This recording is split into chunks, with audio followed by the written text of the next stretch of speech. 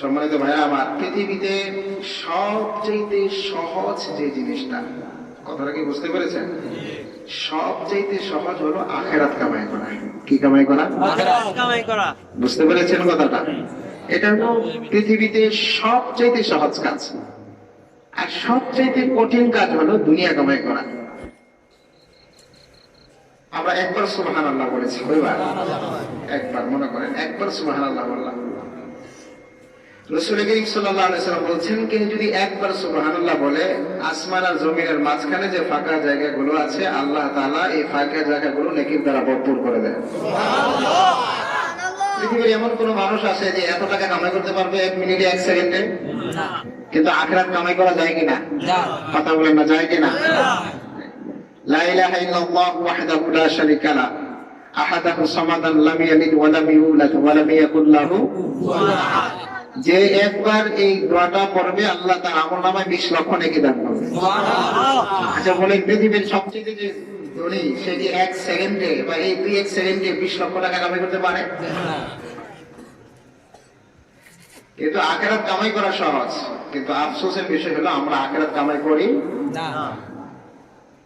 আমাদের দেশে অনেক জায়গায় দেখবেন এই প্রশ্নগুলো উঠে আসে যে তাবলীগওয়ালা যারা আছে, গান্টিনিয়া যারা করে, আপনাদের এলাকায় আছেনি তাবলীগওয়ালা?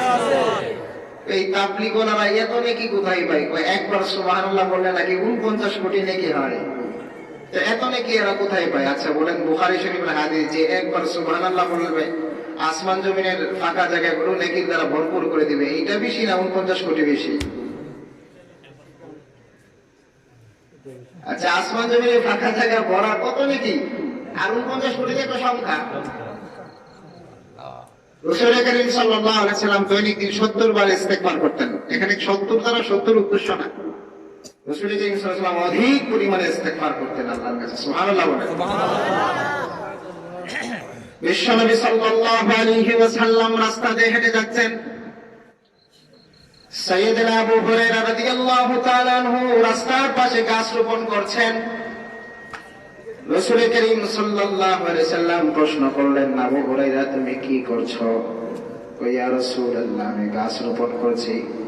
বিশ্বনবী বলেন, আবু হুরায়রা শোনো, তুমি যে গাছ রোপণ করছো, এই গাছ যতদিন বেঁচে থাকে, মানুষকে যতদিন উপকারিত করে, মানুষের ফায়দায় আসে, ততদিন পর্যন্ত তোমার আমল নামায় নেকি যাবে।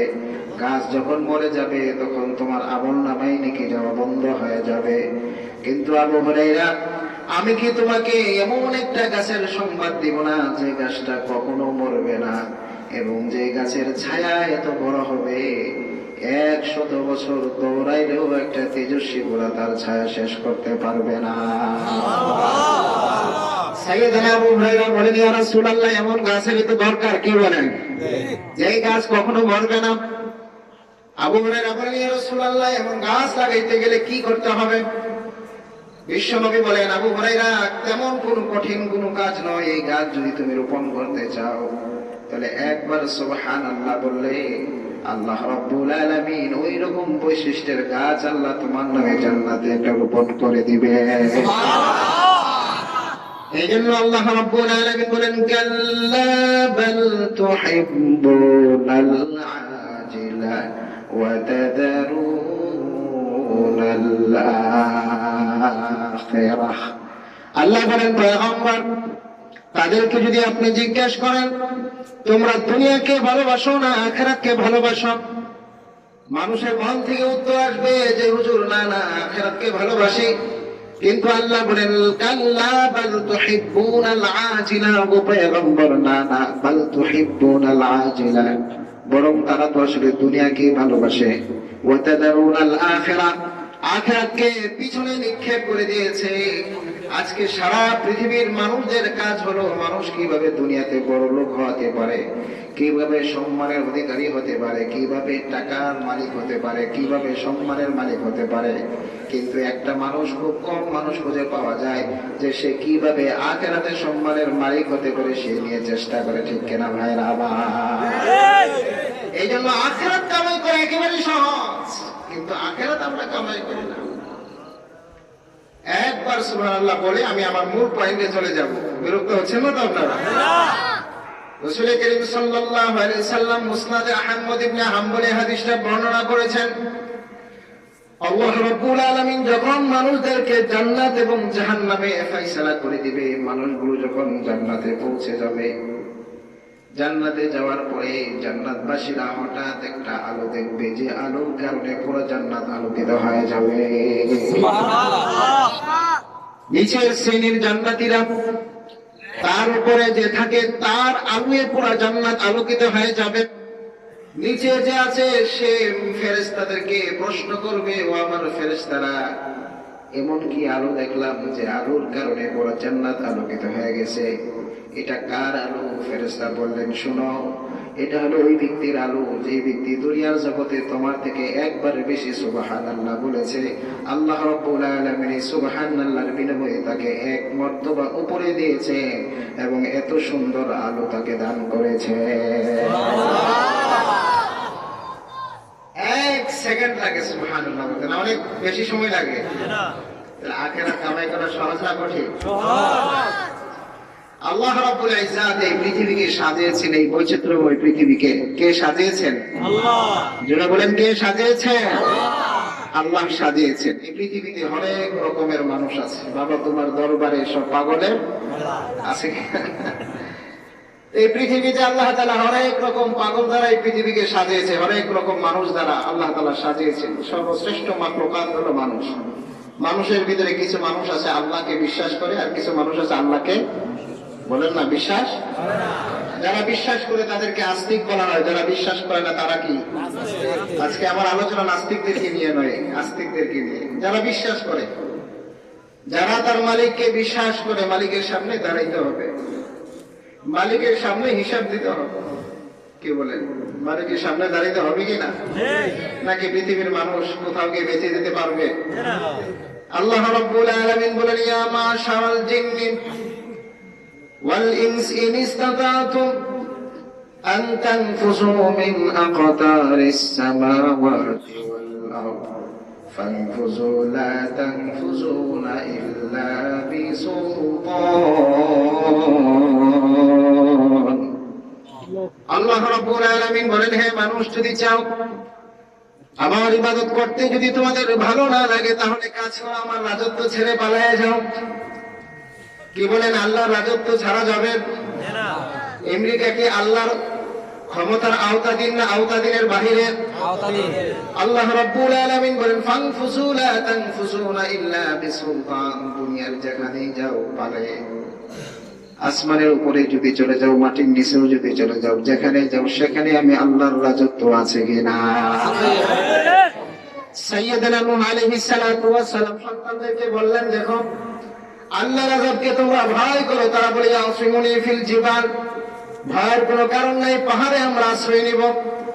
কি বলেন? পাহাড়ে আশ্রয় নিয়ে বাঁচতে পারবে না।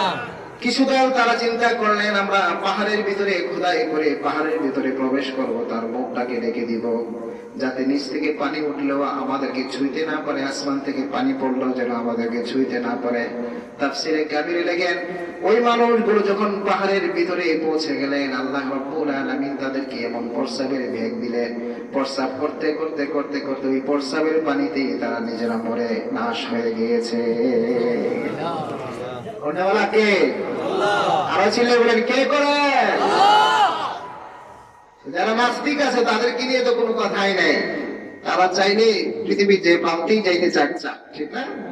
এরা তো শয়তানের চেয়েও খারাপ। বলেন, কার চেয়েও খারাপ? শয়তান আল্লাহরে মানে কিনা? মানে তো আল্লাহরে মানে বলতে তার কথা মানে না, কিন্তু বিশ্বাস করে আল্লাহ আছে। নাহলে আল্লাহর কাছে শেষ চাইছে করে যে আল্লাহ আমার কিয়ামত পর্যন্ত হায়াত দেন। আল্লাহর ক্ষমতাকে বিশ্বাস করে কিন্তু আল্লাহকে মানে না। কিন্তু এই সমস্ত নাস্তিক যারা, এরা তো আল্লাহরই মানে না, সৃষ্টিকর্তাকে মানে না। ইন হিয়া ইল্লা হায়াতুদ দুনিয়া নামুতু ওয়া নাহইয়া। তারা মনে করে দুনিয়াতে আসছে, আবার কিছুদিন পরে দুনিয়া থেকে চলে যাবো। নাউজুবিল্লাহ বলতেন না? যারা আস্তিক তাদেরকে নিয়ে কথা। যারা আস্তিক তারা বিশ্বাস করে যে একদিন রবের সাথে কি করতে হবে? সাক্ষাৎ করতে হবে। কিন্তু রবের সাথে সাক্ষাৎ করতে হলে, রবকে খুশি করতে হলে এই দুনিয়া থেকে কিছু নিয়ে যেতে হবে কিনা? মেহনত করতে হবে কিনা? সম্মানিত ভাইরা আমার, আমি সবসময় কথা বলি, বাঘের করে জন্ম নিলে বাঘ হওয়া যায়, সিংহের করে জন্ম নিলে সিংহ হওয়া যায়, গরুর করে জন্ম নিলে গরু হওয়া যায়, মানুষের কোনো জন্ম নিলেই মানুষ হওয়া যায় না, স্ট্রাগল করতে হয়, চেষ্টা করতে হয়। চেষ্টার মাধ্যমে মানুষ তার আল্লাহকে পাইতে পারে, ঠিক কিনা ভাই আমার? এই জন্য বিশ্বনবী বলেন, আল কাইসু মান দানা নাফসাহু ওয়া আমিলা লিমা বাদাল মাউত। জ্ঞানী তো হলো ওই ব্যক্তি যে ব্যক্তি তার আখিরাতকে সাজায়, আখিরাতকে সুন্দর করে। সুবহানাল্লাহ। সুন্দর ইসলাম ধর্ম। এক বাবা তার ছেলেকে 3টা প্রশ্ন করেছে। কয়টা প্রশ্ন? ছেলেকে আদর করে লালন পালন করেছে, এখন ছেলেকে প্রশ্ন করেছে, ছেলে বলো তো দেখি পৃথিবীতে সবচেয়ে দূরে দেশ কোনটি? ছেলে বললেন যে পৃথিবীর সবচেয়ে সর্বশেষ দেশ হলো নরওয়ে। আরো বিভিন্ন দেশ আছে, যেদিকে মরক্কো, চায়না, বিভিন্ন দেশ আছে পৃথিবীর শেষ প্রান্তের দিকে। তো বাবা বললো, তোমার অ্যান্সারটা ভুল হয়েছে। অ্যান্সার কি হয়েছে? ভুল হয়েছে। পৃথিবীর সবচেয়ে দূরের দেশ কোথায় বলেন? কথা বলছেন না কেন? কোথায়? পৃথিবীর যে কোনো প্রান্ত থেকে সেকেন্ডে মিনিটে খবর পৌঁছে যায়, কিন্তু আমার ঘরের পাশে আমি আমার বাবাকে খবর দিয়েছি, কিন্তু কত টাকা ডাকলাম, বাবা তো কোনোদিন টাকার একটা উত্তর দেয় না। মুসলমান ভাইরা আমার, ইমাম গাজ্জালি রাহমাতুল্লাহি আলাইহি বলেন, মানুষ যখন মৃত্যুবরণ করে তাকে গোসল করা থেকে নিয়ে কবরস্থ পর্যন্ত ফেরেশতারা 50টা প্রশ্ন করে। কয়টা প্রশ্ন? 50টা প্রশ্নের মধ্যে ইয়া আবদি قد طهرت منظر الخلق سنين, দুনিয়ার মানুষকে খুশি করার জন্য কতই না চেষ্টা করেছো, স্ত্রীকে খুশি করার জন্য কত চেষ্টা করেছো, সন্তানদেরকে খুশি করার জন্য কত চেষ্টা করেছো, কিন্তু আমি রব্বে কারীম আল্লাহকে খুশি করার জন্য তুমি কতটুকু সময় ব্যয় করেছো? বাবা তার ছেলেকে প্রশ্ন করলেন, সন্তান পৃথিবীর মাঝে সবচেয়ে দূরের রাষ্ট্র কোনটা? সন্তান জাগতিক জ্ঞান দ্বারা সেই প্রশ্নের উত্তর দিলেন। বাবা বললেন, না না, পৃথিবীতে সবচেয়ে দূরের রাষ্ট্র হলো কবর। জোরে বলেন কোথায়? আরো চিল্লে বলেন কোথায়? কবর থেকে কোনো আওয়াজ আসে না। যারা এই দুনিয়া থেকে চলে যায় তারা আর কখনো ফিরে আসে না। আইয়ুহাল কবর, হযরত সাইয়েদনা আলী বলেন, হে কবরওয়ালা, তোমাদের কি অবস্থা আমাদের জানা নাই, কিন্তু আমাদের অবস্থা কি জানো? আমওয়ালুকুম কুসিমাত, যে মালগুলো তুমি রেখে আসছিলাম এই মাল নিয়ে এখন কারাকারি শুরু হয়ে গিয়েছে। দুই ভাইয়ের উঠানের মাঝখানে এখন দেওয়াল দিয়েছে, দেখি না বলেন? স্ত্রী, মা, তোমার যদি মা মারা যায় তাহলে মেয়েরা স্বর্ণ নিয়ে কারাকারি শুরু করে। মায়ের কানেরটা কে নিবে, মায়ের গলারটা কে নিবে? সাইয়েদনা আলী বলেন, তোমাদের কি খবর আমাদের জানা নাই, কিন্তু আমাদের খবর হলো তুমি যে মাল রেখে গেছো, মাল নিয়ে এখন কোর্টে চলাচলি করে, কোর্টে যায় কিনা? তুমি যে স্ত্রীকে রেখে গেছো, নিসাউকুম যুফিজাত, তোমাদের স্ত্রীগুলো এখন বিবাহের জন্য পাগল করা হয়ে গেছে। এক সময় তো মানুষ 4 মাস 40 দিন মানুষ অপেক্ষা করতো, কিন্তু এখন স্বামী মারা গেলে লম্বা সময় অপেক্ষা করে না। কি বলেন? করে। অল্প সময় অপেক্ষা করে অপর স্বামীর জন্য পাগল হয়ে যায়। মুসলমান ভাইরা আমার, বাবা বললেন সবচাইতে দূরের জায়গা হলো কবর। তারপর বাবা তার সন্তানকে প্রশ্ন করলেন, হে আমার সন্তান, তুমি বলো দেখি পৃথিবীতে সবচাইতে বেদামি কোন জিনিসটা? কোন জিনিসের কোনো দাম নাই? সন্তানরা বিভিন্ন ভাবে বলতেছিলেন, কেহ গোবর, কেহ ময়লা, কেহ ছাই, এরকম বলতেছিলেন। বাবা বললেন, দেখো গোবরের দ্বারাও অনেক উপকৃত হয় মানুষ, হয় কিনা জোরে বলেন? ছাই দ্বারাও মানুষ অনেক উপকৃত হয়। প্রত্যেকটা, এমনকি টয়লেটের যে ময়লা আছে ওই ময়লার দ্বারাও তো মানুষ উপকৃত হয়। কোনো ক্ষেতের মধ্যে রাখলে ভালো ফসল হয়, হয় কিনা? মুসলমান ভাইরা আমার, প্রত্যেকটা জিনিসের দাম আছে। বাবা বলেন সবচাইতে বড় বেদামি জিনিস হলো মানুষের শরীর। মানুষের শরীর থেকে যখন রূহটা চলে যায়, মানুষের আত্মা যখন চলে যায়, এই মানুষের আর দাম থাকে না। কি বলেন? থাকে। আরো চিল্লায় বলেন থাকে। এই জন্য মাইকে এলান হয়, আব্দুর রহিম দুনিয়া থেকে চলে গেছে। মানুষ দৌড়ে তার বাড়িতে যায়, আব্দুর রহিম চলে গেছে। দৌড়ে যায়, গিয়ে দেখে আব্দুর রহিম তো শুয়ে আছে, আব্দুল্লাহ তো শুয়ে আছে।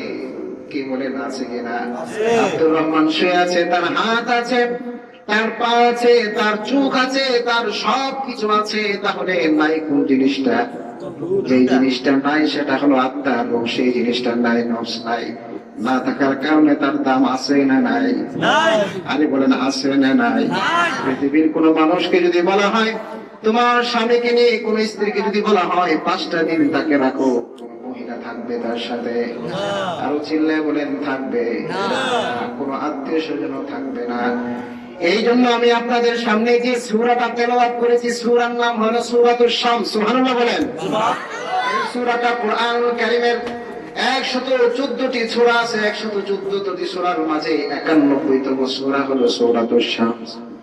এই সূরাতুশ শামসে কোরআনুল কারীমের প্রত্যেকটা আয়াতের সংখ্যা আছে। সূরাতুশ শামসের আয়াতের সংখ্যা হলো 15টি। কয়টি? 15টি। এই সূরাগুলো আয়াতগুলো গঠিত হয় বাক্যের দ্বারা। এই সূরাতে বাক্যের সংখ্যা হলো 54টি, আর বাক্যগুলো গঠিত হয় অক্ষর দ্বারা। এই সূরাতে আয়াতের অক্ষর হলো 147টি। এই সূরাটা অবতীর্ণ হয়েছে মক্কাতে। এই সূরাতে আল্লাহ রাব্বুল আলামিন গোটা জগতের মানুষদেরকে সতর্ক করতেছেন, হে দুনিয়ার মানুষ, আসলে মানুষ কোন জিনিসের নাম তোমরা কি জানো কিনা? এমন এক কথা আল্লাহ তাআলা বললেন, শুনে রাখো দুনিয়ার মানুষ, আমি তোমাদের কাছে এখানে কসম খেয়ে তোমাদের কাছে একটা বড় দামি একটা কথা বললাম। সেই কথাটা হলো, সবচেয়ে দামি মানুষ হলো কাদ আফলাহা মান যাক্কাহা ওয়া কাদ খাবা মান দাসাহা।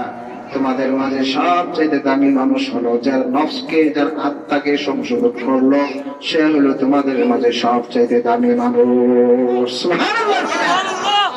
সম্মানিত ভাইরা আমার, আমরা বুঝতে পারলাম মানুষ হলো, আসল মানুষ হলো নফসের নাম। কিসের নাম? নফসের। বলেন কিসের নাম? নফসের। যে নফসকে পরিশুদ্ধ করলো সে হলো সবচেয়ে দামি মানুষ। সবচেয়ে দামি মানুষ। আর যে তার বডিকে সুন্দর করলো, বাহ্যিক নমুনাকে সুন্দর করলো, নফসের চিকিৎসা করলো না, শরীরের চিকিৎসা করলো, আল্লাহ বলেন সে হলো সবচেয়ে বড় ক্ষতিগ্রস্ত। আজকে সারা পৃথিবীর মানুষ কোন জিনিসকে ঠিক করে? নফসকে না শরীরকে? বলেন কোন জিনিসকে ঠিক করে? ডাক্তার কি নফসকে দেখায় নাকি শরীরকে দেখায়? শরীরকে দেখায়। শরীর অসুস্থ হলে মানুষ চেন্নাই চলে যায়, শরীর অসুস্থ হলে ব্যাংককে চলে যায়, কলকাতায় চলে যায়, সিঙ্গাপুর চলে যায়, ইউরোপের বিভিন্ন রাষ্ট্রে চলে যায়। কিন্তু আত্মা নষ্ট হলে, আত্মা তো আমাদের নষ্ট, এই আত্মাকে পরিশুদ্ধ করার জন্য আমরা কোন ডাক্তারের কাছে গিয়েছি? আজীব আপনাদের কাছে লাগবে, রব্বে কারীম যদি কখনো কোনো কসম না খেয়ে সাধারণভাবে যদি কোনো কথা বলে, এই কথা কি আমরা বিশ্বাস করব না? করব। কথা বলে না, করবো কিনা? আল্লাহর কথাতে কোনো মিথ্যা আছে? না। ওমান আসদাকু মিনাল্লাহি কিলা। আমি আল্লাহর চেয়ে সত্যবাদী আর পৃথিবীতে কে আছে? আমি আল্লাহ রাব্বুল আলামিন কোরআনুল কারীম তোমাদেরকে দিয়েছি একটা জীবন ব্যবস্থা, বিধান স্বরূপ। কোরআনুল কারীমকে আজকে আমরা অনেকে ঔষধের কিতাব বানিয়েছি, ঠিক কিনা ভাইরা আমার? কেউ তাবিজ কবজের কিতাব বানিয়েছি, মানুষ মৃত্যুবরণ করলে গিয়ে কোরআন তার সামনে পড়ে। কিন্তু আল্লাহ বলেন না না, এই কোরআনকে আমি শুধু এই মাত্র দুনিয়াতে নাজিল করি নাই, লিতুখরিজান নাসা মিনাজ যুলুমাতি ইলান নূর। আমি কোরআনকে অবতীর্ণ করেছি আন্তর্জাতিক জায়গা থেকে নিয়ে একেবারে সামাজিক জীবনে, রাষ্ট্রীয় জীবনে, ব্যক্তিগত জীবনে, পারিবারিক জীবনে কোরআনকে বাস্তবায়ন করে কোরআন অনুযায়ী জীবন গঠন করার জন্য। সুতরাং পৃথিবীর কোন তন্ত্র মন্ত্র দ্বারা, পৃথিবীর মানুষ রচিত কোন সংবিধান দ্বারা পৃথিবীতে যদি শান্তি আনতে চায়, শান্তি কখনো আসবে না, ঠিক কিনা ভাইরা? প্রমাণ পৃথিবীতে লেলন, কালমাস তারা বহু চেষ্টা করেছিল, মৌসুম বহু চেষ্টা করেছিল পৃথিবীতে শান্তি আনার জন্য, কিন্তু শান্তি তো দূরের কথা, তাদের মূর্তির অস্তিত্ব নাই, ঠিক কিনা ভাইরা আমার? আজকে পৃথিবীর মানুষকে এই কথাগুলো বুঝিয়ে দিচ্ছে, কোরআনের বিধান যদি পৃথিবীতে থাকতো তাহলে বাংলাদেশে এত জানা হইতো, এত বেবিচার হইতো, আরো চিল্লাবেন হইতো। গতকাল আপনারা শুনেছেন একটা মেয়ে, সে তার ঘর থেকে বের হয়ে প্রথম বন্ধু বান্ধবের সাথে গিয়ে এক জায়গায় মদ খেয়েছে, আবার আরেক জায়গায় গিয়ে মদ খেয়েছে। মদ খাওয়ার পরে সে এই মাথার অবস্থায় দুনিয়া থেকে বিদায় হয়েছে। নাউজুবিল্লাহ বলতেন না? তার বাবা গিয়ে সেটা কেস করছে, তাকে রেপ করছে। যার সাথে তারা সে গিয়েছিল তারা বলছে, রেপ তো আমরা অনেকবারই করেছি, আগেই করেছি, ওই দিন আমরা রেপ করি না। এই জন্য দায়ী কারা? সমাজ, পিতামাতা। যদি কোরআনের বিধান অনুযায়ী মানত, কোরআনের বিধান যদি তারা মানত, তাহলে এই নারী কি ঘর থেকে বের হইতে পারত? আরে দর্শিত হইতো? আনুষ্কার মতো এরকম ভাবে মৃত্যুবরণ করতে হইতো? কিন্তু তারপরও তারা কোরআনের কাছে যেতে চায় না, কোরআন মানতে চায় না, চাই কোরআনের মাহফিলগুলোকে বন্ধ করে দিতে। ঠিক কিনা ভাই? ভুল চিন্তা, ভুল চিন্তা, ভুল চিন্তা। গত জুমাতেই বলেছি, যারা আমাদেরকে বলছে আমাদেরকে নিয়ে খেলবে, তাদের খেলা আল জাজিরা টিভি এখন প্রকাশ করে দিয়েছে। এখন গিয়ে খেলো আল জাজিরা টিভির সাথে। ঠিক কিনা ভাই? আমি রাজনৈতিক কোনো কথা বলছি না, বোঝার জন্য বলছি। কোরআন মানতে হবে কিনা জোরে বলেন। আল্লাহ বলেন, ওমান আস্তাকু মিনাল্লাহি কিলা, আমার যে সত্যবাদী, আমার যে সত্য কথা, আমার যে সুন্দর জীবন ব্যবস্থা পৃথিবীতে আর কোন মানুষ দেশে তৈরি করতে পারবে না। কি বলেন? পারবে? দুনিয়ার মানুষ যত আইন করবে সেগুলো নিজের স্বার্থের জন্য করবে। ঠিক কিনা? দেখবেন কিছুদিন পরে পরে সংবিধান পরিবর্তন হয় কিনা, নিজের সুবিধার্থে। কিন্তু আল্লাহ রাব্বুল আলামিন কোরআনুল কারীমে যে বিধানগুলো দিয়েছে এগুলো হলো মানব কল্যাণের জন্য। আল্লাহ বলেন, তোমরা যদি একটা বিধান যদি তোমরা কায়েম করে দেখবা, তোমরা শান্তিতে বসবাস করতে পারবা। একটা জেনাকারীকে যদি সমস্ত মানুষের সামনে এনে, দিবালুকের সামনে যদি তাকে দৌড়া মারা হয়, তাকে হত্যা করা হয়, বাংলাদেশে দেখবেন সমস্ত জেনাগুলো বন্ধ হয়ে যাবে। ঠিক কিনা ভাইয়েরা আমার? তারা চায় না কেন জানেন? কারণ তারা বুঝে যদি এইগুলো চালু হয় সর্বপ্রথম তো আমরাই সেই কাজে পড়ব। একটা চুরের বিচার যদি মানুষের সামনে করা হয়, তাহলে পৃথিবীর বর্তমানে এই বাংলাদেশের রাষ্ট্রীয় কোষাগার থেকে টাকা চুরি হয়ে অন্য দেশে প্রচার হতো না। ঠিক কিনা ভাইরা আমার? কিন্তু তারা কেন চায় না? কারণ তারা জানে চুরির বিচার হলে প্রথমে আমাদের হাতে গিয়ে করবে, কাটা হবে। ভাইরা আমার, আল্লাহ রাব্বুল আলামিন এখানে 7টা কসম খেয়েছেন। কয়টা কসম? আল্লাহ তাআলা তো 7টা কসম খাওয়ার কোনো প্রয়োজন নাই। কেননা 7টা কসম আল্লাহ কেন খাবেন? আল্লাহ তো একবার বললেই চলতো। মুফাসসিরে কেরাম বলেন, যদি এটাকে ভাগ ভাগ করা হয় তাহলে 14টা কসম হবে। কয়টা কসম? 14টা কসম খেয়ে আল্লাহ তাআলা মানুষদেরকে বুঝাইতে চাইলেন, হে মানুষ, قد أفلح من زكاها وقد خاب من دساها, তোমাদের মাঝে সবচেয়ে সফল কাম হলো যে তার আত্মাকে সুন্দর করলো, যে তার আত্মাকে পরিশুদ্ধ করলো, সে হলো সবচেয়ে বেশি সুন্দর সফল কাম। আর যে দুনিয়ার জগতে নিজের বাইরের বাহ্যিক সুন্দর করার জন্য ব্যতিব্যস্ত ছিল, আত্মার রোগ নিয়ে সে মারা গেল, তার ঠিকানা হলো জাহান্নাম। কেউ যদি শরীরের রোগে মারা যায়, কেউ যদি করোনাতে মারা যায়, রাসূল করিম সাল্লাল্লাহু আলাইহি ওয়াসাল্লাম সাহাবাদেরকে প্রশ্ন করলেন, ও আমার সাহাবারা, শহীদ কাকে বলে? সাহাবায়ে কেরাম বললেন, ইয়া রাসূলুল্লাহ, আল্লাযীনা জাহাদু ফি সাবিলিল্লাহ, যারা আল্লাহর রাস্তায় জিহাদ করে, লিইলাই কালিমাতিল্লাহ সুবহানাহু ওয়া তাআলা, আল্লাহর কালিমাকে বুলন্দ করার জন্য যারা জিহাদ করে তারা হলো শহীদ। বিশ্বনবী বলেন, তারা তো বটে অবশ্যই শহীদ, তবে আরো শহীদ আছে যারা শরীরের অসুস্থতায় মারা যায়, আগুনে পড়ে মারা যায়, পানিতে পড়ে মারা যায়, যারা এরকম করোনায় মহামারী প্লেগ রোগে মারা যায়, তারাও শহীদ। ভাইরা আমার, এই জন্য রাসূল বলেন, কোন মুসলমানে যদি অসুস্থ হয়, যদি জ্বর হয়, মাথা ব্যথা হয়, হাত্তা শৌকা, এমনকি হাত দিকে যদি রাস্তায় যদি কাটা বেঁধে আসে, যদি সবর করে, ধৈর্য ধারণ করে, আল্লাহ রাব্বুল আলামিন তার গুনাহসমূহকে মাফ করে দিবে। কিন্তু শরীরের রোগে মারা গেলে তো মাফ করবে, কিন্তু আত্মার রোগে যদি মারা যায়, আত্মায় যে রোগগুলো আছে, অহংকার, হিংসা, বিদ্বেষ, লোভ, লৌকিকতা, অকৃতজ্ঞতা, এগুলো হলো আত্মার রোগ। এই আত্মার রোগে যদি কেউ মারা যায়, তার ঠিকানা কোথায় হবে? বলেন, কোথায় হবে? আমার কথাগুলো কি আপনারা বুঝতে সক্ষম হচ্ছেন? তাহলে আমাদের রোগটা শরীরের রোগ বড় না আত্মার রোগ বড়? আরো জোরে বলেন, শরীর রোগ বড় না আত্মার রোগ বড়? শরীরের চিকিৎসা তো আমরা যে কোনো জায়গায় পাই, কিন্তু আত্মার চিকিৎসা কোথায় পাবো? আমি শেষে বলে যাব।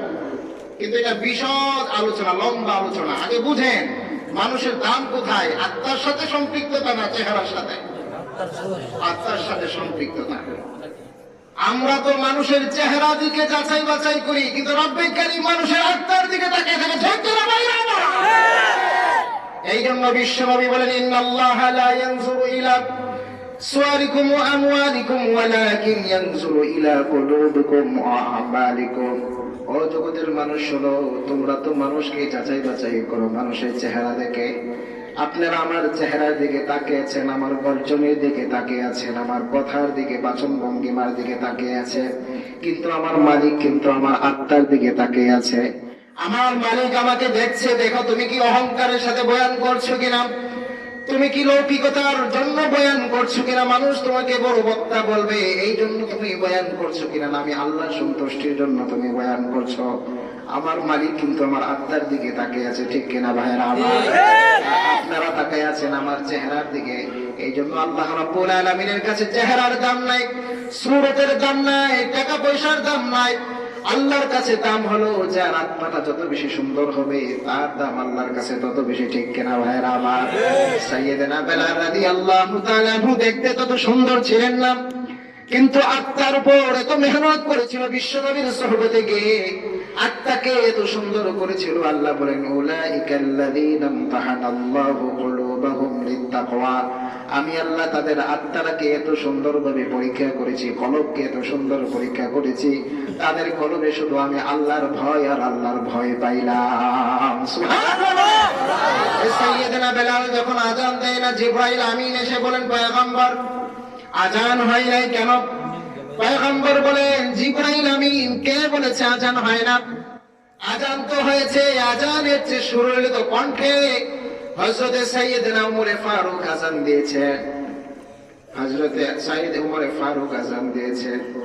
এই কথা শোনার পরে জিবরাইল আমিন বললেন, ইয়া রাসূলুল্লাহ, প্রতিদিন যখন বেলাল আযান দেয়, বেলালের আযান শুনে আসমানের ফেরেশতারা ইবাদতে মগ্ন হয়ে যায়, কিন্তু আজকে তো আসমানে আযান পৌঁছে নাই। মুসলমান ভাইরা আমার কিসের কারণে? মালের কারণে সম্মানিত হয়েছে? জোরে বলেন, টাকার কারণে, সম্ভ্রান্ত ফ্যামিলির কারণে, আত্মার কারণে। কেননা আত্মাটা এত সুন্দর ছিল, আল্লাহ তাআলা তাদের আত্মাতে বসবাস করত, আল্লাহর কাছে তাদের আত্মাটার দাম সবচেয়ে বেশি ছিল। এই জন্য কবি বলেন, রাহা গিয়া রসমে আজা রূহ বেলালি না রহে, রাহ গিয়া রসমে আজা রূহ বেলালি না রহে, ফলসফা রাহ গিয়া তলকিন গজালি না রহে। বাংলাদেশ না, পৃথিবীর আনাচে কানাচে থেকে শুধু বাংলাদেশে 3.5 লক্ষ মসজিদ আছে। ব্যবসা থেকে পাথুরিয়া, টেকনাফ থেকে তেতুলিয়া পর্যন্ত প্রত্যেকটা মসজিদের মিনার থেকে আজানের শব্দ বের হয়, কিন্তু সে আজান দর শোনা যায় না যে আজানের কারণে ফেরেশতারা নামাজ পড়তেন, ঠিক কিনা ভাইরা আমার? এই আজানের দাম এত বেশি হওয়ার কারণ হলো তার আত্মাকে সুন্দর করেছিল, আত্মাকে পরিশুদ্ধ করেছিল। এই জন্য আল্লাহ রাব্বুল আলামিন একটা কসম খান নাই, 2টা কসম খান নাই, 3টা কসম খান নাই, 7টা কসম আল্লাহ তাআলা একসাথে গেয়েছেন কোরআনুল কারীমের। কোথাও এতগুলো কসম খান নাই। তাফসীরকারগণ বলেন, যদি ওয়ায়ে আতফা বাদ দেওয়া হয় তাহলে 14টা কসম আল্লাহ খেয়েছেন। আল্লাহ তো কসম না খেয়েও কথা বললে মানুষ বিশ্বাস করতেন। মানুষ, দুনিয়ার মানুষ কসম খান এই কারণে যে সামনে যে কথাটা বলে কথাটার গুরুত্ব বোঝানোর জন্য। আপনারা আমাকে জিজ্ঞেস করছেন, হুজুর খেয়েছেন কিনা? আমি আল্লাহর কসম খাই নাই। আমি যে খাই নাই কথাটাকে গুরুত্ব দেওয়ার জন্য কসম খেয়েছি, ঠিক কিনা ভাইরা আমার? কিন্তু আল্লাহ তো এর কারণে কসম খেতে হয় না, কিন্তু আল্লাহ এখানে কেন কসম খাইলেন? আল্লাহ কসম খাওয়ার 2টা কারণ থাকে। কয়টা কারণ জোরে বলেন? 1 নম্বর কারণ হলো কসম খাওয়ার পরে আল্লাহ তাআলা যে কথাটা বুঝাইতে চাচ্ছে সেই কথার গুরুত্বটা দুনিয়ার মানুষ যেন বুঝতে পারে। এই দুনিয়ার মানুষ, দুনিয়ার কোন মানুষ নয়, সাধারণ কোন মানুষ নয়, শোনেন আল্লাহ কসম খেয়ে বলতেছে, হে জগতের মানুষ, قد أفلح من زكاها وقد خاب من دساها। যার আত্মাকে সুন্দর করলো সে হলো সবচাইতে বড় কামিয়াবি, সফলতা। এইজন্য সাইয়েদনা আলী রাদিয়াল্লাহু তাআলা আনহু বলেন, যার বাহ্যিক সুন্দর হবে ভিতরটা নষ্ট হবে, তার ঠিকানা হবে জাহান্নাম। আর যার বাহ্যিক সুন্দর হবে না কিন্তু ভিতরটা সুন্দর হবে, আত্মাটা পরিশুদ্ধ হবে, এই দিলের ভিতরে কোনো মানুষের খারাপই থাকবে না, অহংকার থাকবে না, হিংসা থাকবে না, বিদ্বেষ থাকবে না, লোভ থাকবে না। একমাত্র বসবাস করবে কে? জোরে বলেন আল্লাহ। এই অত্যন্তর নিচে আল্লাহর কাছে যাবে। সাইয়েদনা আলী বলেন তার ঠিকানা আল্লাহ তাআলা জান্নাতে দিয়ে দিবে। সুবহানাল্লাহ। এই জন্য মুসলমান ভাইরা আমার, আল্লাহ রাব্বুল আলামিনের কাছে আত্মার দামে যেন আল্লাহ বলেন ইয়াউমা লা ইয়ানফাউ মালু ওয়ালা বানুন ইল্লা মান আতাল্লাহা বিকলবিন সালিম। আল্লাহর কাছে মাল সম্পদ আল্লাহর কাছে প্রিয় নয়।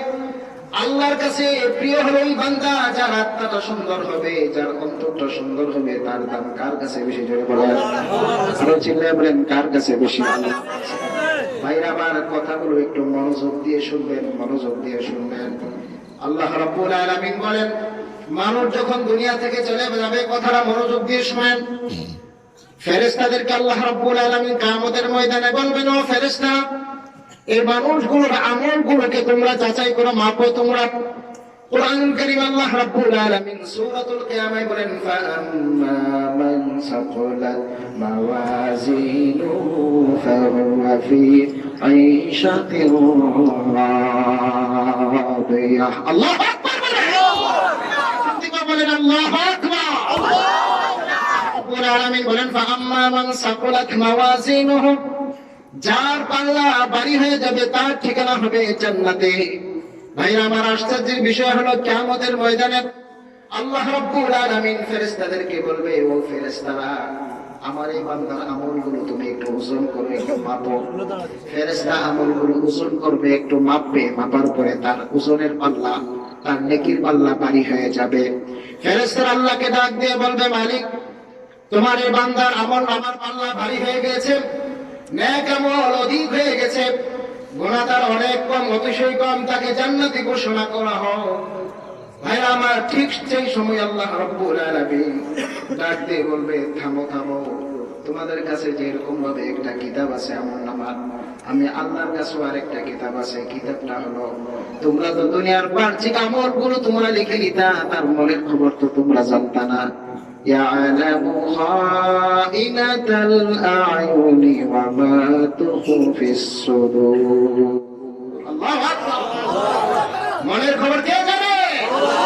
আল্লাহ বলবেন, ফেরেশতারা, তোমরা তো তার বাহ্যিক আমলগুলো লিখেছিল, সুন্দরভাবে বক্তৃতা দিয়েছিল, বড় বক্তা হয়েছিল, বড় আলেম হয়েছিল, বড় কারি হয়েছিল, বড় হাজী সাহেব হয়েছিল, অনেকবার হজ করেছে, অনেকবার দান খায়রাত করেছে, তার আমলের পাল্লা অনেক ভারী। তোমাদের কাছে তো এগুলো ভারী মনে হয়েছে, কিন্তু তোমরা কি জানো তার অন্তরের অবস্থাটা কি ছিল? তোমরা কি একটু জানো? তার অন্তরে এগুলো ছিল না। আমি আল্লাহর জন্য এই আমলগুলো সে করে নেই, সে মানুষকে দেখানোর জন্য করেছে। সুতরাং মানুষ তাকে সেই কাজগুলোর বদলতে তাকে যা যা বলার দরকার মানুষ বলেছে। নামাজ পড়েছিল মানুষকে দেখানোর জন্য, তাকে নামাজি বলা হয়ে গেছে। দান করেছিল মানুষকে দানবীর বলবে, তাকে দানবীর বলা হয়েছে। ঠিক কিনা ভাইরা আমার? আমাদের দেশের নেতারা দেখবেন, যখন ইলেকশন কাছে আসে, দেখবেন বিভিন্ন ধরনের ওয়াদা দেয় কিনা, জোরে বলে। ইলেকশন থেকে পাশ হয়ে তার কাছে গেলে ওইটা তো রাজনৈতিক ওয়াদা ছিল। কি ওয়াদা? সে কিন্তু মানুষকে ওয়াদা দিচ্ছে, কিন্তু মালিক কিন্তু তার অন্তরের দিকে তাকিয়ে রয়েছে। বাটপার কি বলতেছে? ঠিক কিনা ভাইরা আমার? আল্লাহ কিন্তু জানে এই বাটপারি ধরা পড়বে একদিন আল্লাহর কাছে, মালিকের কাছে। নাকি পালিতে পারবে? আরে বলেন না, পালিতে পারবে? দান করে 500 টাকা, হুজুর আমার নামটা মাইকে বলেন, ঠিক কিনা? টাকা না দিলে ফেরতদের নাম না বললে আসে কিনা এরকম লোক, জোরে বলেন। আবার মানুষের কাছে কাছে বলে বলে বেড়ায়, আমার বাবা একটা মসজিদ দিয়েছে, আমার বাবা মাদ্রাসা দিয়েছে, গপ্পর পরে গপ্প, ঠিক কিনা? আমার পরে আমার আমার আমার শব্দটা আল্লাহ পছন্দ করেন না। আল্লাহ তাআলা সেই সময় ডাক দিয়ে বলল, ও আমার ফেরেশতারা, তোমাদের আমলনামায়, তোমাদের খাতায় যদিও সেই লোকটা জান্নাতি, কিন্তু আমি আল্লাহর খাতায় তার ঠিকানা হলো জাহান্নাম। আজি আল্লাহ আকবার রহমাতুল্লাহ আলাইহি এক দোকানে সদাই করতে গেছে। আপনারা কি বিরক্ত হচ্ছেন নাকি? যদি বিরক্ত হন তাহলে বলেন ছেড়ে দেবো, আর যদি বলেন না সুন্দর করে বসেন, উঠোটি করেন না, উঠোটি করলে আমার যে কথা থাকে না, এই কথাটা এদিক সেদিক হয়ে যায়। আপনারা শুনবেন আপনারা কথা, আর আধা ঘন্টা ইনশাআল্লাহ। হ্যাঁ, ঠিক আছে না ইনশাআল্লাহ? আত্মার রহমাতুল্লাহি আলাইহি উনি সদাই করতে গিয়েছেন, মাল খরিদ করেছেন, খরিদ করার পরে টাকা দিয়েছেন। টাকা দেওয়ার পরে দোকানদার বলতেছে, তুমি যে টাকা দিয়েছো এই টাকা তো হইছে জাল টাকা। কি টাকা? ও কিছু টাকা, এক টাকা চলো। এই কথা বলার পরে উনি বেহুশ হয়ে গেছে। দোকানদার মনে মনে ভাবে বিপদে পড়ে গেলাম নাকি, যা টাকা দিছে এটাই রেখে দিতাম, এখন তো আরো বিপদে পড়লাম। দোকানদার তাকে হুশ করলো, পানি ছিটে। হুশ আসার পর বললে, হযরত আপনি বেহুশ হয়ে গেলেন। বলতেছে, আমি বেহুশ হয়েছি এই কারণে, আজকে দুনিয়াতে যদি জাল টাকা না চলে, অচল টাকা যদি না চলে, কিয়ামতের ময়দানে মালিক যদি আমার বলে, আচ্ছা যে আমলগুলো নিয়ে আইছিলা সব ভেজাল যুক্ত, সব ফরমালিন যুক্ত, তাইলে আমার কি অবস্থা? ভাইরা আমার, শয়তান সবসময় নিজের আমলের উপরে খুশি থাকে, আর যে আল্লাহকে চায়, যে মালিককে ভয় করে, সে সবসময় তার উপর ভয় করে। না জানি আমার কি অবস্থা হয়, আরে আমার হালতে তো আমি জানি না, আমার অবস্থায় তো আমি জানি না, আমি আরেকজনের ব্যাপারে কিভাবে কাফের ফতোয়া দিব, ঠিক কিনা ভাই? আমি আরেকজনকে বাদ পারছি না, কিভাবে বলবো? আমি নিজেই তো কত বাটপারি করি মানুষের সাথে। তারা সব সময় নিজের দিকে তাকায়। মিশরে একবার দুর্ভিক্ষ দেখা দিয়েছে, দুর্ভিক্ষ। মানুষ গেছে জান্নুনে মিসরের কাছে, যে বলছে, হযরত রব্বে কারীমের কাছে আপনি একটু দোয়া করেন, দুর্ভিক্ষের কারণে আমাদের মানুষগুলো অনাহারে মরে যাচ্ছে, আমাদের পশুপালগুলো পানি পাচ্ছে না, আমাদের যে খেতি ফসলগুলো আছে সেগুলো গরমে ফেটে যাচ্ছে, আপনি একটু আপনার মালিকের কাছে একটু দোয়া করেন যাতে আমাদেরকে বৃষ্টি দেয়। হযরত জান্নুনে মিসর কিছু বললেন না, বললেন চলে যাও। রাত্রে বেলা গাট্টি গুট্টি গোছ কইরা উনি মিশর থেকে বের হইলেন, বের হইয়া আসমানের দিকে হাত উঠালেন, রব্বে কারীম আমার মনে হয় আমার চেয়ে বড় গুনাহগার এই জগতে আর কেহ নাই, এই মিশরের ভিতরে আর কেহ নাই, আমি মনে সবচেয়ে বড় গুনাহগার, আমি এখান থেকে বের হয়ে যাচ্ছি, তুমি এখন বৃষ্টি দাও। সুবহানাল্লাহ বলেন। এই জন্য মুসলমান ভাইরা আমার, যারা আল্লাহর সাথে যার যত বেশি সম্পর্ক হবে, মালিকের সাথে যার যত বেশি সম্পর্ক হবে, তার দিলটা তত বেশি নরম হবে। সে সব সময় নিজেকে ছোট মনে করবে, সে কখনো অহংকার করবে না, সে কখনো হিংসা করবে না, গর্ব করবে না। মুসলমান ভাইরা আমার, আল্লাহ রাব্বুল আলামিন কুরআনুল কারীমে এই কথাটা খুব সুন্দরভাবে বললেন। আল্লাহ বলেন, হে দুনিয়ার মানুষ শোনো, তোমরা যখন গুনাহ করো, বিশ্বনবী হাদিসে বলেন, বান্দা যখন গুনাহ করে, ইদা আযনাবাল আবদ, বান্দা যখন গুনাহ করে, নুকিতাত ফি কলবিহি নুকতাতুন সাউদা, কলবের ভিতরে একটা কালো দাগ পড়ে যায়। এরকম গুনাহ করতে করতে, কালো দাগ পড়তে পড়তে কলবটা একবারে কালো হয়ে যায়, আত্মাটা একবারে কালো হয়ে যায়। যখন আত্মাটা কালো হয়ে যায়, তখন তার কাছে ভালো কথা ভালো লাগে না, ঠিক কিনা ভাইরা আমার? তখন তার কাছে কোরআনের তাফসীর ভালো লাগে না, তখন তার কাছে সত্য কথা ভালো লাগে না, কেননা আত্মাটা তো তার শক্ত হয়ে গেছে। এই আত্মাটা আর কিছু ভালো জিনিস নেওয়ার মতো আর কোনো জায়গা তার অন্তরে নাই। এই জন্য আল্লাহ তাআলা আফসোস করে বলেন, সুম্মা কাসাত কুলুবুকুম ফাহিয়া কাল হিজারা আও আশাদ্দু কাসওয়া ওয়া ইন্না মিনাল হিজারাতি লামা ইয়াতাফাজ্জারু মিনহুল আনহার।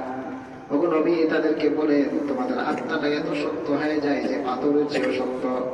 আল্লাহ বলেন, শোনো শোনো, পাথর তো এমন পাথর আছে যারা আমি আল্লাহর আযাবের ভয়ে পাহাড় থেকে খসে খসে পড়ে যায়। এমন পাথর আছে যে পাথর আল্লাহর ভয়ে ঝর্ণা জারি হয়ে যায়। তোমরা তো মনে করো পাথরের উপর থেকে ঝর্ণা পানি পড়তেছে, মনে হয় এমনিতে, বলে এগুলো আল্লাহর ভয়ে কাঁদে আর পাথর থেকে পানি পড়ে।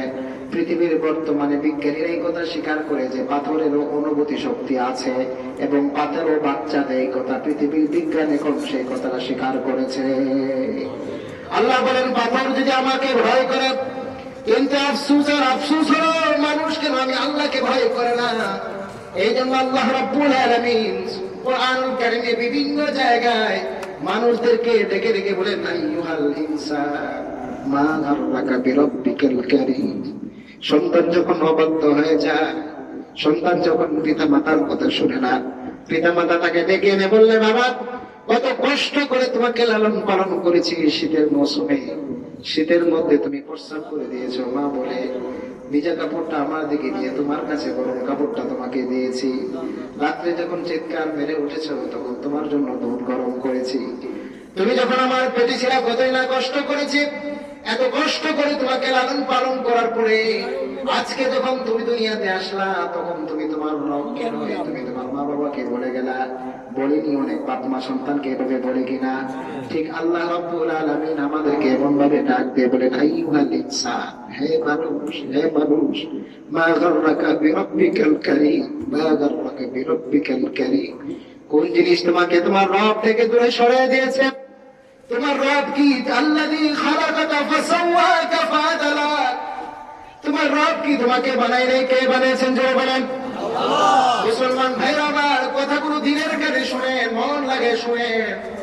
আপনি যদি একটা কাজের মানুষ আনেন, যে কাজের মানুষটাকে দৈনিক এত টাকা দিবেন সে আপনার কাজ করবে, তাকে আপনি ডাক দিয়েছেন আব্দুল করিম এদিকে আসো, সে আপনার ডাক শুনেছে কিন্তু কর্ম কামড়ে সে নেই নাই, আপনার কথাতে সে সাড়া দেয় নাই।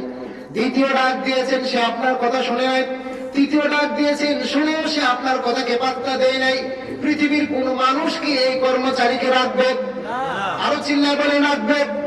মালিক বলেন, ও বান্দা শোনো, আমি তোমাকে একবার নয়, দুইবার নয়, তিনবার নয়, দৈনিক দিন 5 বার দাওয়াত দেই, 5 বার ডাক দেই। বিশ্বনবীকে প্রশ্ন করলেন, ইয়া রাসূলুল্লাহ, মান আযলামুন নাস, মানুষদের মধ্যে সবচাইতে বড় জালেম কে, সবচাইতে বড় অত্যাচারী কে? বিশ্বনবী বলেন, সবচাইতে বড় জালেম, সবচাইতে বড় অত্যাচারী হলো ওই ব্যক্তি যার কানে আযান যাওয়ার পরেও সে মসজিদে শরীক হয় না, জামাতের সাথে নামাজ পড়ে না, সেইগুলো সবচাইতে বড় জালেম, অহংকারী। আল্লাহ রাব্বুল আলামিন এই জন্য কোরআনুল কারীমে বারবার ডাক দিয়ে বলেন, ও বান্দা শোনো, আমি আল্লাহ তোমাকে কিভাবে বানিয়েছি, তুমি কি আমি আল্লাহকে ভুলে গেলা? দুনিয়াতে এসে আমি আল্লাহকে ভুলে গেলা, অথচ আমি আল্লাহ তোমাকে কত সুন্দর করে বানিয়েছি। সুম্মা খালাকনাল নুতফাতা আলাকাতান ফাখালাকনাল আলাকাতা মুদগাতান ফাখালাকনাল মুদগাতা ইযামান ফাকাসাওনাল ইযামা রাহমা ثم أنشأناه خلقا آخر فتبارك الله أحسن الخالقين। الله أكبر।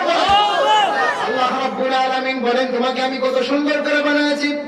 সুম্মা খালাকনান নুতফাতা আলাকাতান, তুমি তো ছিলে একটা নাপাক পানি ছিলা। মুসলমান ভাইরা আমার, পায়খানা কেহ করলে তার কি গোসল করতে হয়? গোসল কি তার উপর ফরজ হয়? গোসল করলে কি গোসল তার, প্রস্রাব করলে কি গোসল তার উপর ফরজ হয়? হয় না।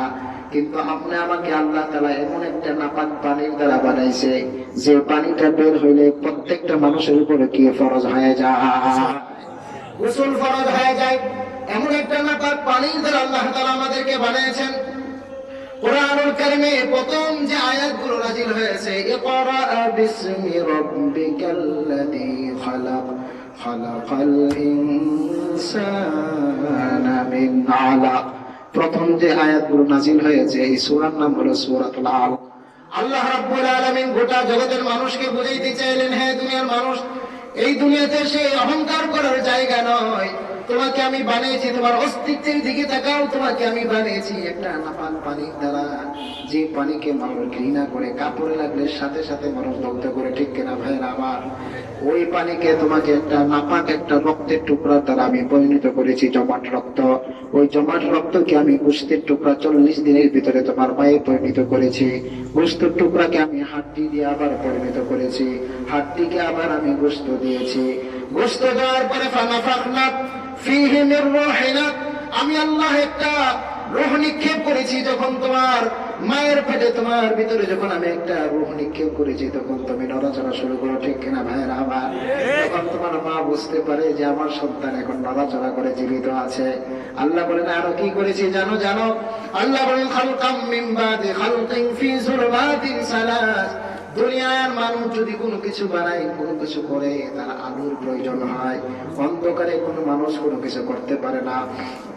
আল্লাহ বলেন, আমি তোমার মায়ের পেটে কিন্তু অন্ধকারে তোমারে বানাইছি। 1 অন্ধকার নয়, 2 অন্ধকার নয়, 3টা অন্ধকারে আমি আল্লাহ তোমার মায়ের পেটে তোমাকে বানাইছি। সুবহানাল্লাহ। এই বলে আল্লাহ তাআলা ক্ষান্ত হন নাই। আল্লাহ বলেন, শোনো দুনিয়ার মানুষ, আমি তোমাকে কত মহব্বত আর কত ভালোবাসা দিয়ে বানাইছি। তোমার মায়ের নাভির সাথে তোমার নাভিকে আমি সম্পর্ক করে দিয়েছি। প্রশ্ন করতে পারো, নাভির সাথে কেমন তুমি নাভিকে সম্পর্ক করে দিয়েছো? মুখের সাথেও তো করতে পারতা। আল্লাহ বলেন, তোমার মা অনেক খাবার খায়, হালাল হারাম অনেক খাবার খায়, সব খাবার তো হালাল নাও হতে পারে। আমি তোমার মায়ের নাভির সাথে তোমার নাভিটাকে সম্পর্ক করে দিয়েছি এই জন্য, যাতে এই দুনিয়াতে এসে তোমার জবানকে আমি পবিত্র রেখেছি। এই দুনিয়াতে এসে তুমি যেন এই জবান দ্বারা আমি আল্লাহর তাসবিহ পাঠ করতে পারো। মুসলমান ভাইরা, আমাকে এত সুন্দর করে যে মালিক আমাকে বানিয়েছে, এত সুন্দর করে যে আমার মালিক আমাকে চক্ষু দিয়েছে। আলাম নাজআল লাহু আইনাইন ওয়া লিসানান ওয়া শাফাতাইন। মালিক বলে, যে চক্ষু ধরে দিলা, দুনিয়ার কোন মানুষ লাইটের প্রয়োজন হয়নি, লাইট ব্যবহার করে। লাইট যত দামি লাইট হয়ে গেলে একদিন শেষ হয়ে যায়, কিন্তু আমি এমন এক লাইট ধরে ফিট করে দিলাম যে লাইট দ্বারা তুই দেখতে থাকস মৃত্যু পর্যন্ত। আমি এমন এক জবান তোকে দিয়ে দিলাম, ব্রেন আসার সাথে সাথে তোর মুখ দিয়ে কথা বের হয়ে যায়। আরে তুমি কি দেখো না, পৃথিবীতে এমন কত মানুষ আছে, সুন্দর সব ঠিক আছে, জীব আছে, কিন্তু কথা বলতে পারে না, আছে কিনা বলে? আমি মালিক তোরে কথা বলার শক্তি দিয়েছি। জমিনে যখন তুমি আসছিলা, তুমি কিন্তু কোনো খাবার খাইতে পারো নাই, চাইতে পারো নাই। বিশ্বনবী সাল্লাল্লাহু আলাইহি সাল্লাম বলে, লা তাকুমানা হাত্তা তারকুদা ওয়া লা তাকুলানা হাত্তা তাশবা। আল্লাহ বলেন, আমি তোমার মায়ের অন্তরে এমন ভালোবাসা ঢেলে দিয়েছি, মা ততক্ষণ পর্যন্ত খাবার খাইতো না যতক্ষণ বাচ্চার মুখে না দিত। ঠিক কিনা ভাইরা আমার? ততক্ষণ মা ঘুমাইতো না যতক্ষণ বাচ্চা না ঘুমাইতো। এক সন্তান পড়ালেখা করে বড় হয়েছে, বড় হওয়ার পরে মাকে এসে বলে, মা মা বলে চিৎকার মারে। মা বলে, কি হলো সন্তান? মা, আমি তো এখন পড়াশোনা করে বড় ম্যাজিস্ট্রেট হয়েছি, বড় টাকাওয়ালা হয়েছি, আমি এখন তোমার যে ঋণ আছে সেই ঋণটা শোধ করতে চাই, তুমি যা চাইবে আজকে আমি তোমার তাই দিব। মা বললেন, সন্তান বেশি কিছু লাগবে না, বাজার থেকে একটা ডিম আনো। ও মা, শুধু একটা ডিম দ্বারাই কি শেষ হয়ে যাবে? বলে, হ্যাঁ নিয়ে আসো। বাচ্চা যখন ডিম নিয়ে আসলেন, মা বললেন, বাচ্চা একটা কাজ করো, তুমি রাত্রিবেলা ঘুমায় যাইবা, ঘুমানোর পরে আমি যখন তোমার কাছে যাব তখন তুমি আমাকে ডিমটা দিবা, কিন্তু শর্ত হলো ডিমটা তোমার হাতে রাখতে হবে, তোমার বুকের উপরে রাখতে হবে, অন্য কোথায় রাখা যাবে না। সন্তান বললেন, এটা তো কঠিন কোনো কাজ না গো মা, ঠিক আছে, আমি আমার ডিমকে, তোমার ডিমকে আমি আমার হাতে রাখলাম, বুকের উপরে রাখলাম। সন্তান ঘুমায় গেছে। ঘুমায় গেলে কি আর হাতের কাজ চলে? কি বলেন, চলে? হাতের শক্তি থাকে? যখন সন্তান ঘুমায় পড়ল, হাত থেকে ডিমটা খসে পড়ে গেল, নিচে পড়ে গেল। সন্তান যখন উপর হলো, ডিমটা ভেঙে গেল। মা তখন ডাক দিল, সন্তান ওঠ ওঠ, আমার ডিমটা কোথায়? সন্তান বলে, সর্বনাশ হয়ে গেছে মা, ডিম তো ভেঙে গেছে। মা বললেন, সন্তান রে, তুই যখন ছোট ছিলে কত রাত ধরে আমি আমার বুকে রাখছিলাম, যদি তুই নিচে পড়ে যাইতে অথবা আমি যদি তোর উপরে পড়ে যেতাম, তুই তো এইভাবে দুনিয়া থেকে বিদায় হয়ে যেতে। সন্তান চোখের পানি ছাড়া শুরু করল। ও মুসলমান ভাই আমার, মা তো তার সন্তানকে পালাটিয়ার মতো কিছুদিন লালন পালন করে পেটে। এই জন্য মা যদি এত ভালোবাসা হয়, যে মালিক আমাকে বানিয়েছে, কে বানিয়েছে আমাকে বলেন? আরো চিল্লায় বলেন, কে আমাদেরকে বানিয়েছে? আমার মালিক আমাকে ডাকে, আমার মালিক আমাকে কি পরিমাণ ভালোবাসে। একটা ঘটনা বলে আমার মূল কথার দিকে চলে যাব। আল্লামা ইবনুল কাইয়্যিম আল জাওযী রাহিমাহুল্লাহু তাআলা অনেক বড় বিশ্ববিখ্যাত বড় আলেম ছিলেন। উনি জাদুল মাআদ, ওনার একটা কিতাব আছে, কিতাবের ভিতরে এই ঘটনাটা উল্লেখ করেন। আমার কথা কি আপনারা বুঝতেছেন? আরো চিল্লায় বলেন, বোঝেন কিনা আমার কথা? ওনার কিতাবে একটা ঘটনা উল্লেখ করলেন। উনি বললেন, আমি একদিন শীতের রাতে, কনকনে শীতের রাতে, আমি আমার ঘর থেকে বের হইলাম। ঘর থেকে বের হওয়ার পরে হাঁটতে শুরু করলাম।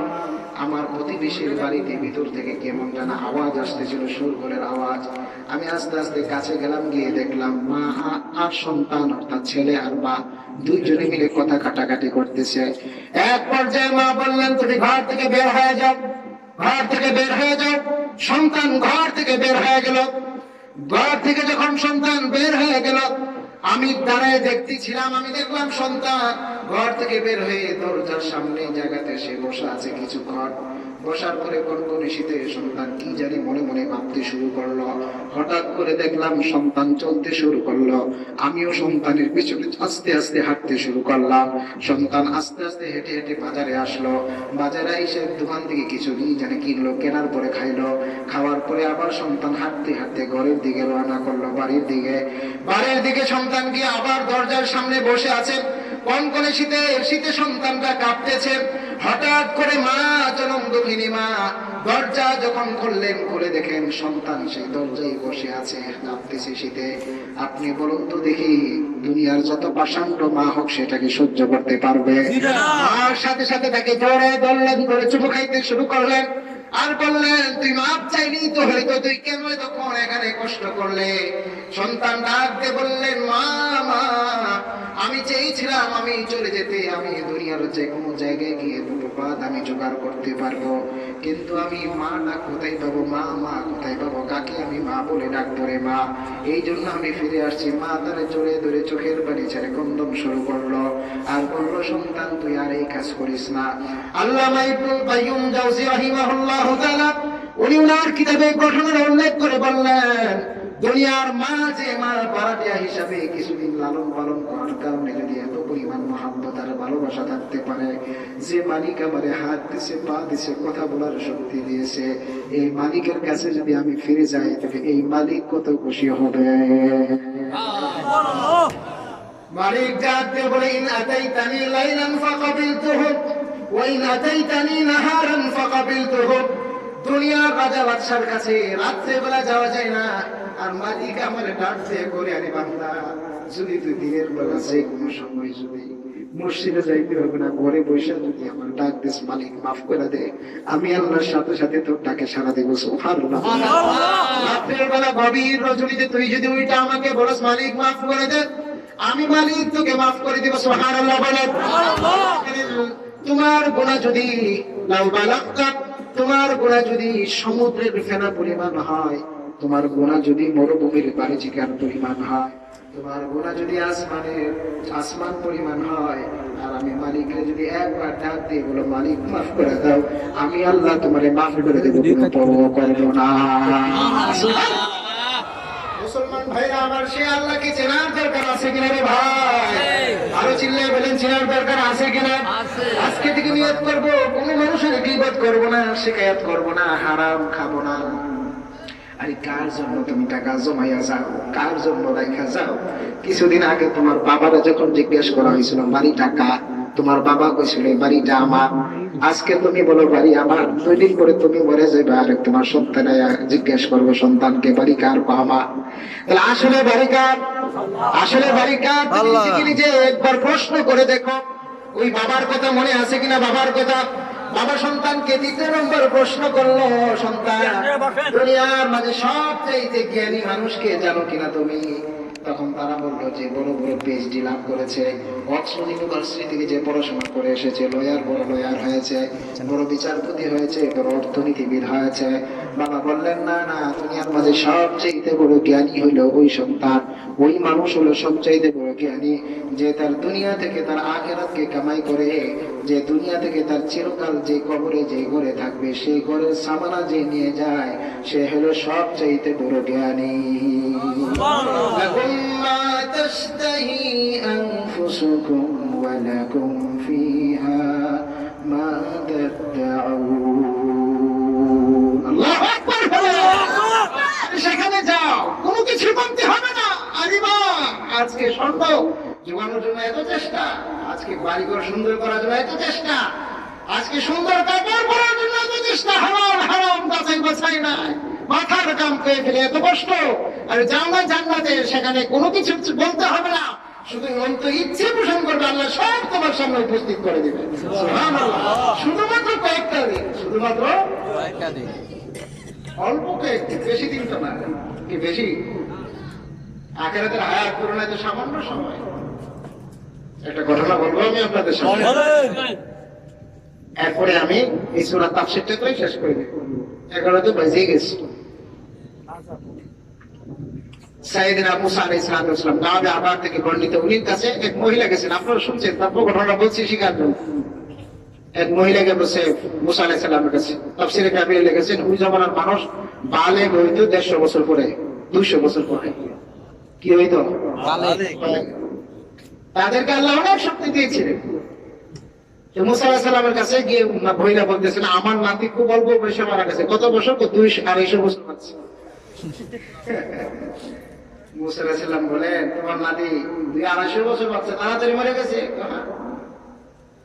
তো মুসা আলাইহিস সালাম বলতেছেন এমন এক জামানা আসবে, এই জামানার মানুষগুলো মানে শুধু বাঁচবে 60 থেকে 70 বছর, 50 বছর।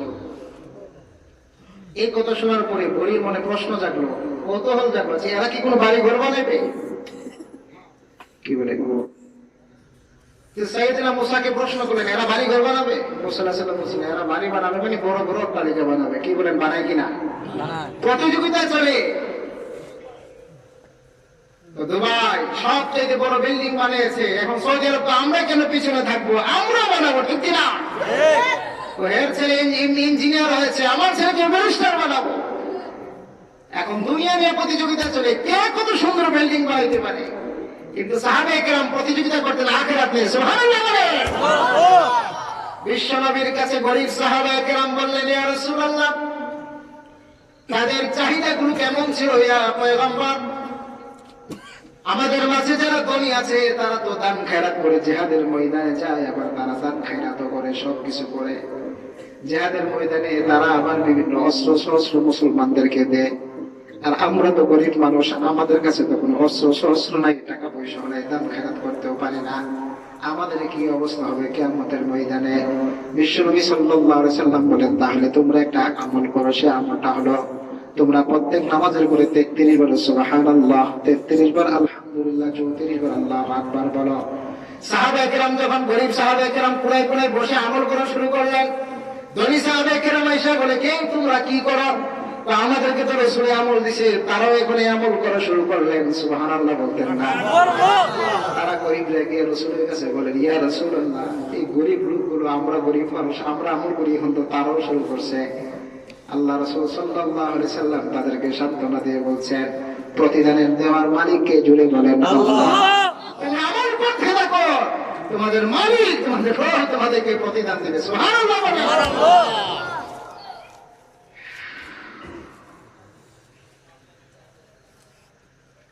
সাইয়েদনা মুসা আলাইহিস সালামের কাছে মহিলা বললেন, মহিলা প্রশ্ন করলেন পয়গম্বর এই লোকগুলো কি বাড়ি ঘর বানাবে? বলে হ্যাঁ, এই লোকগুলো বড় বড় অট্টালিকা বানাবে। এখন আবার প্রশ্ন করলেন তারা এত বড় বড় বাড়ি বানাবে, তারা কি বেকুফ হবে? পয়গম্বর মুসা বললেন তারা তো বেকুফ হবে না, তারা হবে বুদ্ধিজীবী, ঠিক কিনা? তারা তো বুদ্ধি বিক্রি করবে। এখন বুদ্ধি বিক্রি করে কিনা? আরে করে কিনা বুদ্ধি বিক্রি? বাংলাদেশের বুদ্ধিজীবীরা যে কত বুদ্ধিজীবী, যমুনা সেতুর দিকে তাকাইলে বোঝা যায়।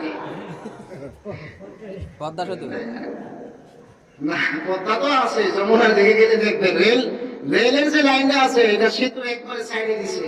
এখন রেলের লাইন ফাটল সৃষ্টি হয়েছে, এখন আরেকটা রেল লাইন বানিয়ে দিচ্ছে।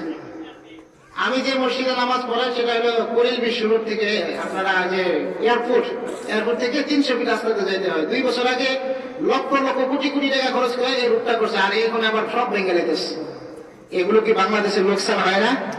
তো এই বুদ্ধিগুলো কোথায় থাকে যে 100 বছর 2 বছর আগে কি হবে পরে কি হবে এই চিন্তা করে কাজ করতে হয় না? বলে হুজুর সবই বুঝি, কিন্তু পকেটে তো গরম করতে হবে, ঠিক কিনা ভাই? পকেট না গরম করলে দাদা বাবু রাম বাবুদের সাথে কিভাবে মিলে চলবো, ঠিক কিনা ভাই? যা ইচ্ছা তাই করো, মালিক থেকে বাঁচতে পারবা? আমাদেরকে মৌলবাদ বলে, জঙ্গিবাদ বলে উস্কানি দিয়ে আমাদেরকে দেশ থেকে বের করার চেষ্টা করতে পারো, মাহফিল করে থামাই দিতে পারো, কিন্তু রব্বে কারীমের সামনে সেখানে কোনো মাস্তানি চলবে না, ঠিক কিনা ভাই? আর শুনে রাখবা অচিরেই তোমাদের ধ্বংস আসবেই আসবে। জালেমদেরকে আল্লাহ ছাড়ে না। কি বলেন ছাড়ে? টকশোতে বসে বসে বলে করোনায় যারা আক্রান্ত হয়েছে এদেরকে পুড়ে ফেলতে হবে। এখন আরেকটা বেয়াদব কইতেছে, 71 টিভির একটা বেয়াদব কইতেছে রাষ্ট্রের স্বার্থে, রাষ্ট্রের স্বার্থে, অথচ বিজ্ঞানীরা বলছে যে পুরার চেয়ে পুঁতে ফেললে আরো বেশি সেফটি। এমনকি আমেরিকাতে লাশগুলো পড়ে নাই, কি করছে তারা মাটির নিচে পুঁতে ফেলছে। আর আমাদের দেশে বিজ্ঞানী আমাদের দেশে বুদ্ধিজীবীরা এরা বলে এটাকে পড়ে দিতে হবে কেন?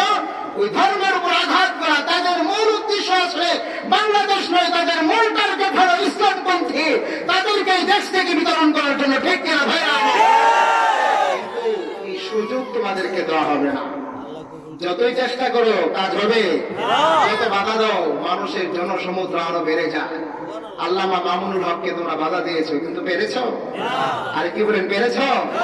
বলতে পারো যে আমরা চাইলে পারবো, কিন্তু চাইলেও পারতা না, কারণ এর লাগাম কার হাতে? আজহারি বাংলাদেশ থেকে বের করে দিছে। এখন কি আজহারি মরে গেছে? আজহারি কি আসবে না? শুধু অপেক্ষায় থাকো, পারবে না, কারণ তোমাদের শরীরে চুলকানি শুরু হয়ে যায় কোরআনের কথা শুনলে। ঠিক কিনা? সাইয়েদনা মুসা আলাইহিস সালাতু ওয়াস সালাম এখন বললেন যে এরা তো বুদ্ধিজীবী হবে। দেখেন না আমাদের দেশে বুদ্ধির কারণে মাথার চুল আছে, আরে বলে না চুল থাকে থাকে না। তারা তো বুদ্ধি বিক্রি করবে। যেই কথাটা আমল পয়েন ওই মহিলা তখন চিৎকার মেরে বলেছিল, পয়গম্বর আল্লাহ যদি আমারে ওই জমানায় পাঠায় তাহলে আমি এক সিজদা দিয়ে আমার পুরো 60 বছর হায়াতকে কাটিয়ে দিব। মুসলমান ভাইরা আমার, এই দুনিয়াতে থাকার জায়গা নয়, কোন মানুষ এই পৃথিবীতে থাকতে পারে নাই। ও আমার মা বোনেরা, এই পৃথিবীতে কোন মা দুনিয়াতে থাকতে পারে নাই। কত সুন্দর নারী দুনিয়াতে এসেছিল, আসছে কিনা বলেন? বহুত বড় বড় শাহজাদি রাষ্ট্র, সুন্দরী রাষ্ট্র, আজকে তারা দুনিয়া থেকে বিদায় হয়ে গিয়েছে। সুতরাং তোমার সৌন্দর্য মানুষের সামনে প্রকাশ করি না রে মা।